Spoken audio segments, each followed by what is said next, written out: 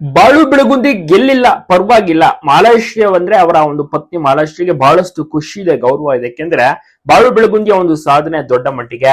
ಕಿಚ್ಚ ಸುದೀಪ್ ಅವರ ಮನೆಗೂ ಹೋಗಿ ಬರ್ತಾರೆ, ಸರಿಗಮಪದಲ್ಲಿ ಗ್ರ್ಯಾಂಡ್ ಫಿನಾಲೆ ತನಕ ಬರ್ತಾರೆ.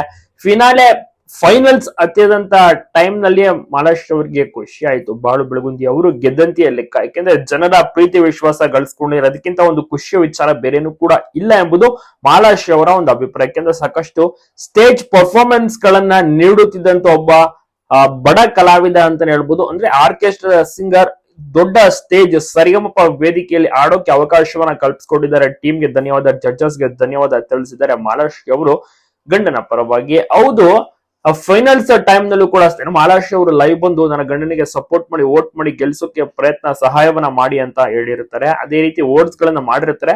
ಬಟ್ ಸಂಗೀತ ಬಹಳಷ್ಟು ರೀತಿಯಲ್ಲಿ ಕಷ್ಟಪಟ್ಟು ಕಲಿತು ಆಡಿದ್ದಾರೆ ಬಾಳು ಬೆಳಗುಂದಿ, ಅದರಲ್ಲಿ ಡೌಟ್ ಇಲ್ಲ. ಬಾಳು ಬೆಳಗುಂದಿಯ ಅವ್ರಿಗಿಂತ ಚೆನ್ನಾಗಿ ಆಡಿದಂತ ಬೇರೆ ಬೇರೆ ಕಂಟೆಸ್ಟೆಂಟ್ಸ್ ಗಳಿದ್ದಾರೆ. ಅದರಲ್ಲಿ ಶಿವಾನಿ ಅವರು ಕೂಡ ಒಬ್ರು. ನಂತರದಲ್ಲಿ ಅದ್ಭುತವಾದಂತ ಅಮೋಘ ವರ್ಷ ಜೊತೆ ಆಡಿದಂತ ಆರಾಧ್ಯ ಕೂಡ, ಅವರು ಕೂಡ ತುಂಬಾ ಚೆನ್ನಾಗಿ ಆಡಿದ್ರು. ಸೊ ಹೀಗಾಗಿ ಬಾಳು ಬೆಳಗುಂದಿಗಿಂತ ತುಂಬಾ ಚೆನ್ನಾಗಿ ಪರ್ಫಾರ್ಮೆನ್ಸ್ ನೀಡಿರಂತ ಕಾರಣ ಶಿವಾನಿ ಅವರನ್ನ ವಿನ್ನರ್ ಆಗಿ ಕನ್ಸಿಡರ್ ಮಾಡ್ತಾರೆ ಜಡ್ಜಸ್ ಗಳು.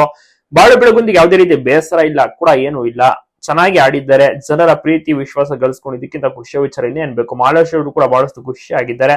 ಜನರಂತೂ ಅಂದ್ರೆ ಅವರ ಭಾಗದ ಜನರಂತೂ ತುಂಬಾನೇ ಖುಷಿ ಪಟ್ಟಿದ್ದಾರೆ. ಉತ್ತರ ಕರ್ನಾಟಕದಲ್ಲಿ ತುಂಬಾನೇ ಹೆಸರುವಾಸಿಯಾದಂತವ್ರು ಇವತ್ತಿಗೂ ಕೂಡ ಸಾಕಷ್ಟು ಕಾರ್ಯಕ್ರಮಗಳನ್ನ ಕೊಡ್ತಾನೆ ಇರ್ತಾರೆ.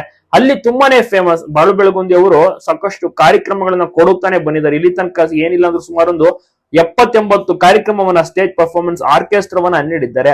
ಅವರ ಒಂದು ಆಡಿರುತ್ತಲ್ಲ ಅದನ್ನೇ ಆಡುತ್ತಾ ಜನರನ್ನ ಮನೋರಂಜನೆ ನೀಡುತ್ತಾರೆ. ಅದು ನಿಜಕ್ಕೂ ಕೂಡ ಎಲ್ಲರಿಗೂ ಇಷ್ಟವಾಗುವಂತಹ ವಿಚಾರ.